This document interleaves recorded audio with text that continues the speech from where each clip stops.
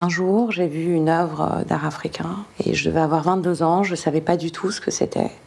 C'était un masque parmi d'autres masques, une statue parmi d'autres statues. Mais j'ai eu, je pense, un choc au fait, un choc face à la forme, face à la beauté, face à l'œuvre. J'ai eu oui, je pense que ça s'appelle un choc. Et à partir de ce moment-là, ma vie a changé parce que j'ai voulu comprendre pourquoi est-ce que j'avais eu tellement d'émotions face à une œuvre.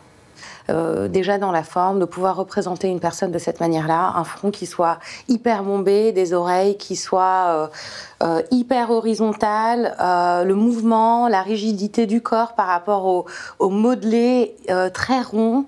Et je me suis dit que penser qu'un ancêtre pouvait avoir cette forme, c'était juste incroyable. Et on est dans des populations qui n'ont pas d'écriture. Donc ce qui doit être compris doit être visuel. On voit une sculpture, et on doit comprendre, en fait, systématiquement. Et je trouve aussi que c'est très généreux, l'art africain, dans ce sens-là. Et je pense que peu importe qui se retrouve face à cette œuvre, peut sentir une force, une importance, une beauté, une sérénité, et peut comprendre certaines valeurs.